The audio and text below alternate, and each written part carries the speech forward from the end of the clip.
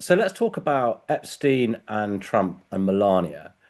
What is the relationship between Melania and Epstein? Trump and Epstein, their obsession was models. That's what they did during the 1990s. Supermodels, runway models, catalog models, girls who just dreamed of being models. That was their the currency that they saw, the status that they sought, and the sexual the fetish in some sense that they indulged in. And obviously, Melania, an Eastern European model at that time, and this is the late 1990s, steps right into this. Part of the modeling community, the introduced but to Trump in her version by a modeling agent. Both Epstein and Trump have interests in the modeling business, in modeling agencies, in beauty pageants for Trump, in Victoria's Secret for Epstein. So this is all comes out of the same culture. And so the question is, what was that story? What is the full story there? I mean, I know from what Epstein has told me about the relationship of Trump to Melania. And I have talked about that in a number of venues. And Melania or her lawyers responded to that, and they said, "Well, if you continue to talk about this, we are actually, if you don't apologize for talking about this and retract what you've said about this, we are going to sue you for $1 billion." Now, in New York State, where I live, and in fact, where Melania Trump lives, there are laws expressly against using such threats to intimidate perfectly legitimate speech. And so, as soon as this happened, as soon as they threatened me with a lawsuit, my lawyers went into court and sued them under what are called anti-SLAPP statutes. And as somebody I know, a friend of mine in the White House said, well, nobody saw that coming.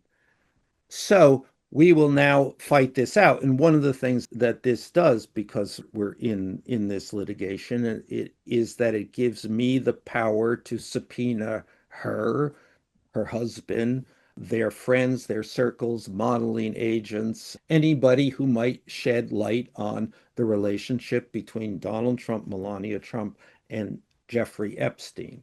So I am in a position to answer that question in some detail, or they will have to answer that question under oath before a court reporter. And what did Epstein tell you about his relationship with Melania? He said, which was one of the things that they are threatening to sue me about, that Donald Trump and Melania Trump first had sex on his airplane.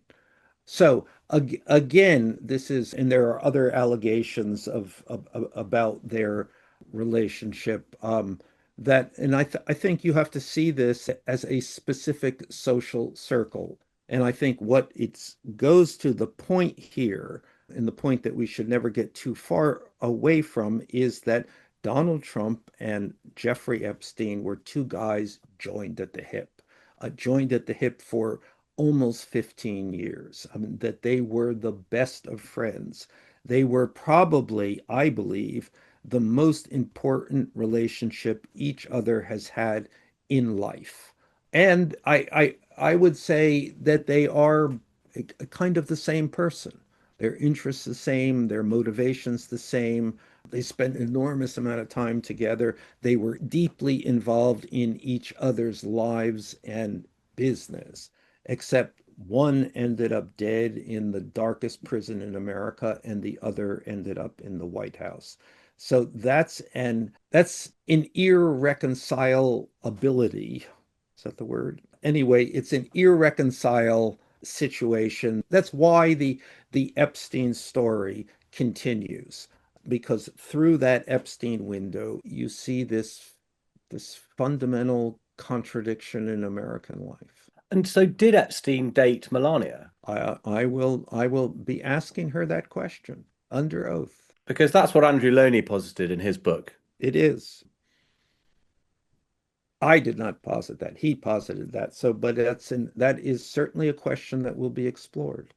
What other questions will you be asking Melania? What are the sort Well, of top I three? think her entire history, how she came to this country, how she managed to get the proper work visas, who she knew, how she supported herself. This is again, she's the window into this modeling world that Epstein and Trump were so obsessed with. How important a source was Jeffrey Epstein when you were writing your books? He was a significant. I mean, I found that Epstein knew Donald Trump very well and was very clear-eyed about Donald Trump, very perceptive about Donald Trump, full of details about Donald Trump. I mean, the two people that I found who offered consistently the best critiques of why Donald Trump did what Donald Trump did were Jeffrey Epstein and Steve Bannon. And they were friends. They were, yes.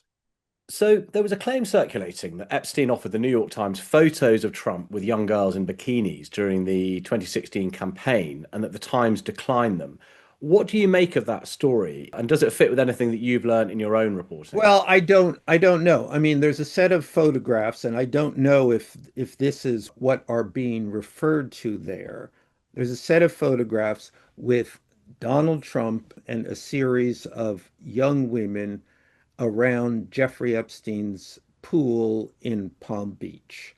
And I have seen there's about a dozen photographs that Epstein had. And three of them I specifically remember, and in two topless girls, they're in bikinis, but they're topless, are sitting on Donald Trump's lap. In the third one, he's standing, but he has a telltale stain on the front of his pants, and the girls, three, four, five, I don't quite remember, are pointing at it and laughing, and they are also topless in bikinis, but topless. So are those the pictures that were offered to the New York Times? I don't know, but those are the pictures that I have seen, and pictures which I knew that Epstein kept in his safe. His safe was later raided and emptied by the FBI. Were those pictures in at the time? I don't know, but reasonably they might well have been. In The Death of Jeffrey Epstein, your brilliant chapter at the end of your book, Too Famous, that you've also posted, The last days of Jeffrey Epstein. sorry, The Last Days of Jeffrey Epstein, which you've recently posted on Substack, but was Yes, also included in a collection of your writing called Too Famous in 2021, I believe. exactly. It's very clear that Jeffrey Epstein's antipathy towards Trump is profound, and that he's to some extent trying to bring him down. Why didn't he succeed? I mean, he could have released these pictures online. There were lots of other ways to get this story out. Obviously, he did it through you in your books, but why didn't he go further? I think he was afraid. I know he was afraid. He was afraid of Donald Trump. Absolutely. And do you think Donald Trump knew that he was talking behind his back with you, with Steve Bannon, that he was recording these videos? So you have an extraordinary scene in that chapter, The Last Days of Jeffrey Epstein, where Epstein's being coached by Bannon. And then he's also coached by this London PR company in the flat in Paris. Do you think Trump knew that these conversations were going on? And do you think that part of the reason that Epstein was arrested was because of what he was trying to expose about Trump? Well, I don't know.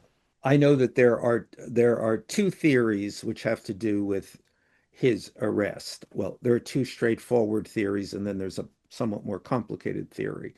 But theory one is that Epstein had started to talk about his relationship with Donald Trump, quite specifically in my book, Siege, which came out in June 2019. That book came out. Epstein was in Paris at the time.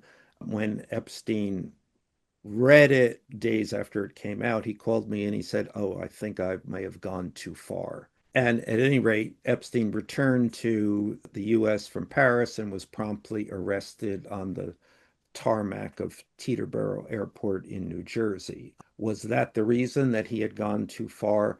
I don't know.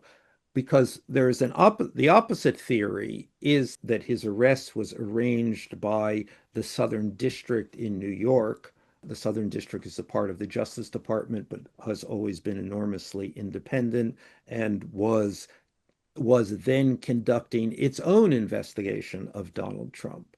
Therefore, therefore, the theory is that Epstein was arrested so that they could squeeze him for information about Donald Trump.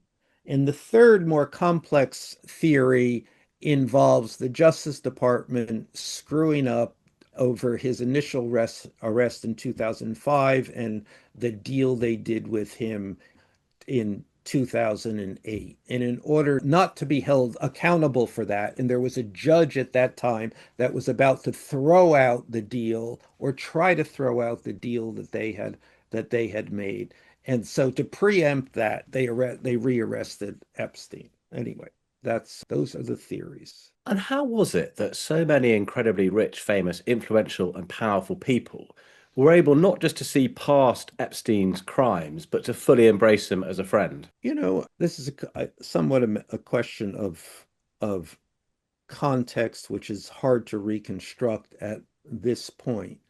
But Epstein got out of jail in 2010. He was convicted of or pled guilty to two counts of prostitution, one with an underage girl, but that was what he was not at that moment in time the the monster that we now see him as. It was far from clear to anyone except perhaps the victims who did not yet have a voice in this or whose voice was not yet heard. It was far from clear what he was doing was on a much larger scale, an industrial scale.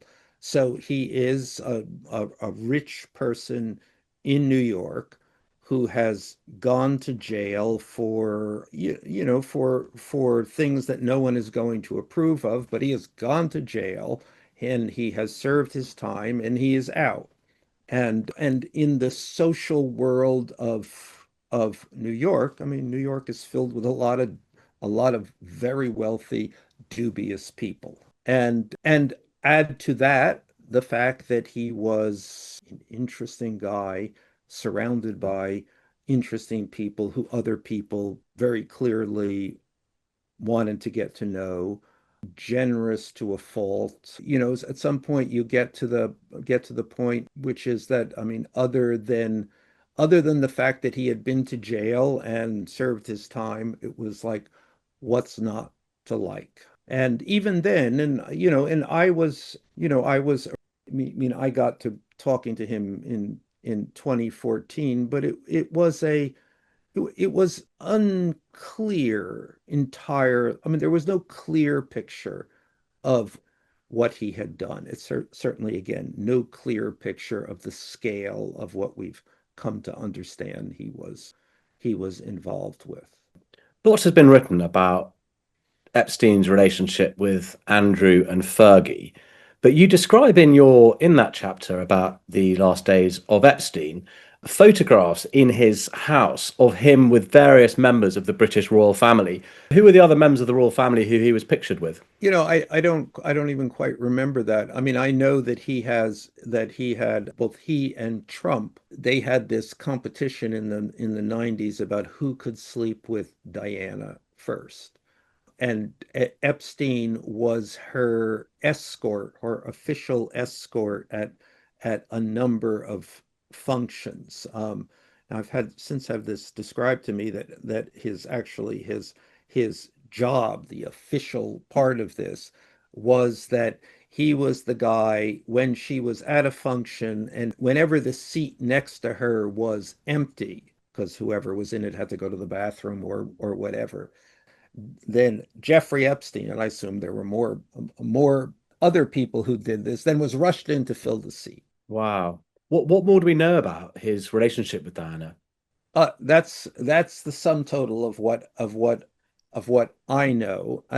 Except as I say that there was this rivalry, jocular or otherwise, between Epstein and Trump about who could sleep with Diana first.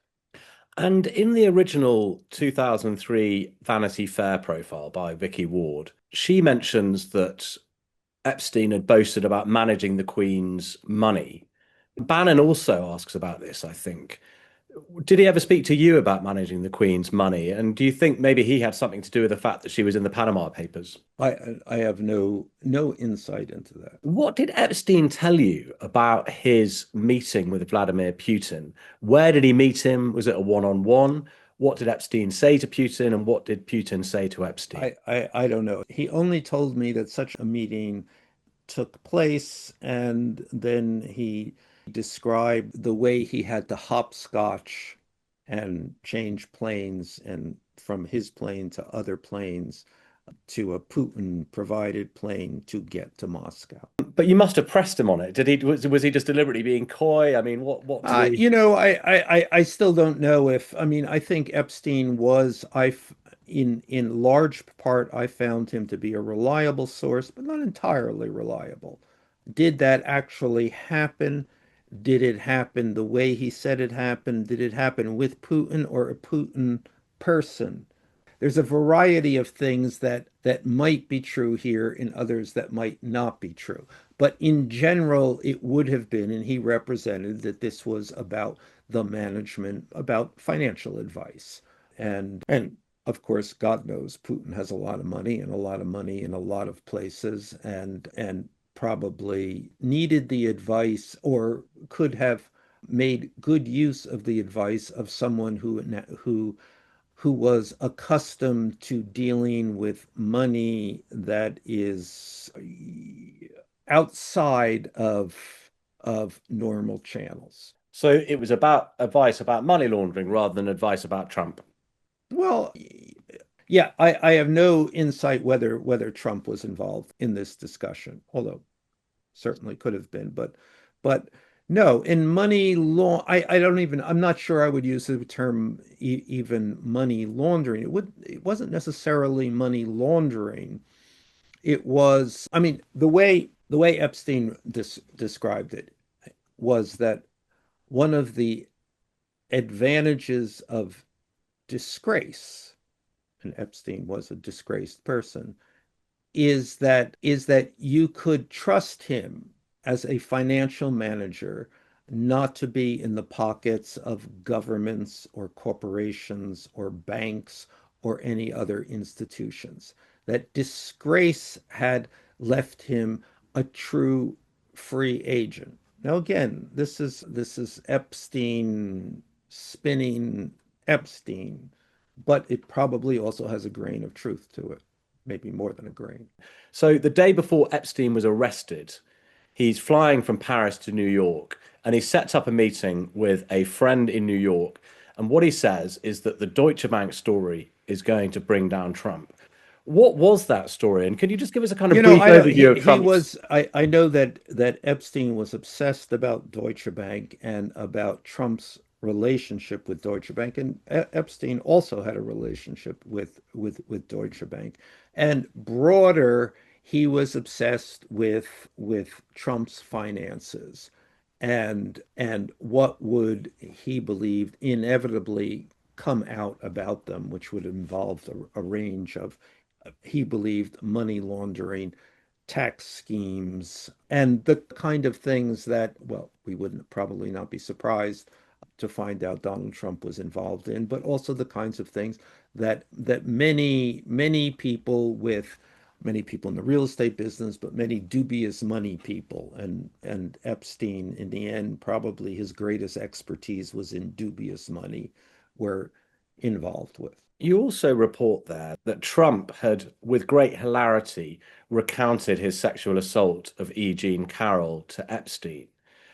Is that a factor too in Trump's animosity at that time towards Epstein? And did Epstein tell you about any other instances of Trump boasting about sexual assault apart from He, that one? the answer is he did. There were other instances of which Epstein, I guess the word would be, regaled me with about Trump and women. Yes. And have those come out since, or are they?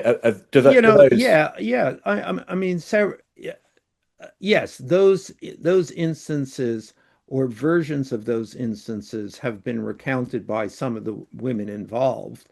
And I think the only thing new about this is that Epstein had insight into these things, and he maintained that this was from either from Trump or that he had witnessed these things.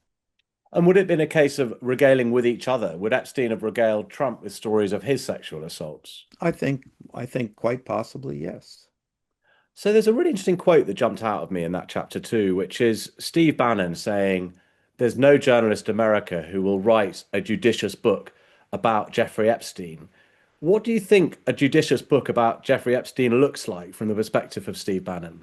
I can't speak about the perspective of Steve Bannon, and Steve Bannon's perspectives changes with the direction the wind is blowing.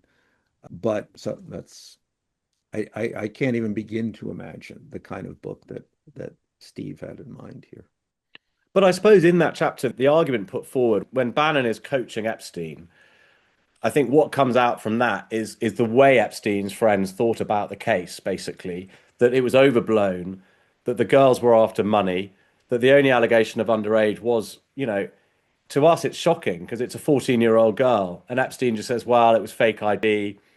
It seems to me that the judicious book that Epstein was maybe referring to would be a book that says he's been turned into a monster unfairly. He's a highly sexed individual.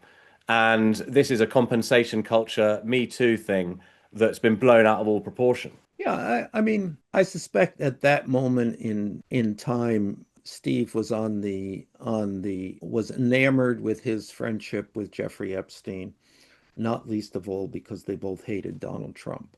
So I think he was on the Epstein team at that moment in time. And in the course of He researching has your since gotten off the Epstein team, and it is as though they were like Donald Trump at best passed each other in the hall one day. when you first started sort of interviewing Epstein and researching what was to potentially become a book, did you talk to any victims? Did you talk to anyone in the I, you know, periphery? I didn't know if I was writing a book. I was just there as an observer, waiting to see if that there was a book here, if there was an opportunity here, if there was something to learn here. And then the only book that I was doing, I mean, I started to speak to Epstein in 2014, and by 2016, the book that was being written was Fire and Fury, which was about Epstein's friend, Donald Trump. But was it obvious to you that Epstein was a monster or not? Well, I don't know what that means. Well, I suppose it Sure, means sure, sure. There's a lot of, I mean, yeah, there are monsters. He was a monster of his type. That I mean, I tend not to think in those terms. I think, oh, a monster. This is an interesting. It's an interesting job to describe the kind of monster someone is. I suppose the reason I'd say monster is because if you think about Melinda Gates, you think about even Marla Maples way back in the 90s, they clearly had a kind of spider sense that this guy was not a good guy. Yeah. I mean, I think they have that sense now, as many people do. We don't know what they thought then. Well, I think it was reported that Marla Maples then was saying, I don't want him It any. was no, it was reported that she said she was saying it then. It was not reported then that she said this. Right, okay. So do you think that's a theme to this story, is people rewriting their own histories with Well, Epstein? I think everyone. I mean, we know that you cannot see Jeffrey Epstein in anything but a very specific light. I mean, a very terrible light. He is a monster, as you say. We must see this from the point of view of the victims. I mean, we know we know now what the culture demands, and I mean, I think you can argue that it fairly demands that. But if you do what I do, that's not really the the main point of entry into thinking about writing about somebody. And will you write a book about Epstein? I don't know. I mean, nobody has particularly, I mean, I've tried to write this this book. Nobody's particularly, or the publishers that I deal with, are not particularly interested or are frightened of it. But, sometimes these stories play out over a long period of time. It's Timing is everything.